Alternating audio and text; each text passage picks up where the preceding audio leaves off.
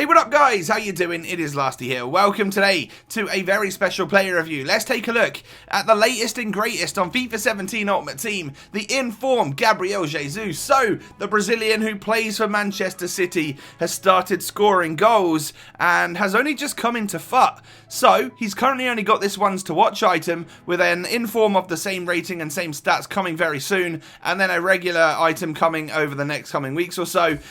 This one's 82 rated, 88 pace, 87 dribbling, and 81 shooting.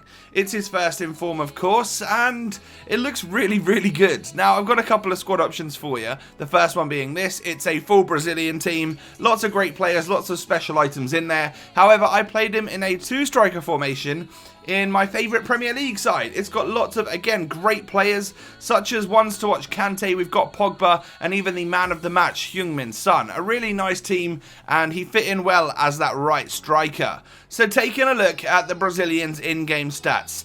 They're pretty good. They're, not absolutely amazing. Don't forget, this is a boosted item, and it's still only 82 overall.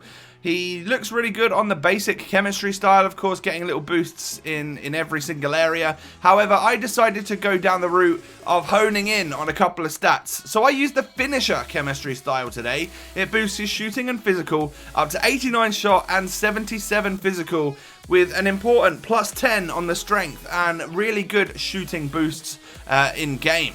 So then, moving on to the pros and cons for the player. Do I like him? First off, yes, I do. But there are some negatives. We need to talk about them, get them out of the way first. Firstly, height and strength. Definitely a problem. I did all I could to increase that strength with the chemistry style, and even up to 71 in-game, he still felt like most of the time, barged off the ball, out-muscled. One or two times, if he was clearly through on goal and someone was trying to catch him up, he might just be able to hold them off, and there's a couple of examples in this video. However, a lot of the time, it would be, he'd get dispossessed. He's not that sort of player that's really going to hold on to the ball too well. You need to use his trickery and stuff in order to weave past players. Next thing I noticed, work rate. He does have high work rates, which means he's going to attempt to come back and help defend. And I've said this before about players of this nature. If you then counterattack after dispossessing your opponent, it's unlikely that he's going to be on that last shoulder of the defender. So from slow build-up play, when you're not on a counter-attack, this guy's great because he really does hold on to that last defender's shoulder and tries to peel off. But from counter-attack situations, sometimes I've found him a little out of place. And then finally, injury prone. The first few games I used him in, I came back to the FUT Ultimate Team screen menus, and I legitimately had injuries every single time for like the first 3 or 4 matches that I played with him, which is just something to bear in mind.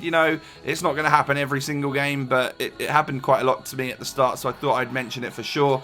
And now we move on to the positives. It's definitely not doom and gloom with this guy. I scored loads of goals and had a really good time using him. He's a very interesting and fun player on this game, and a really great addition, considering he wasn't even on there a week or two ago.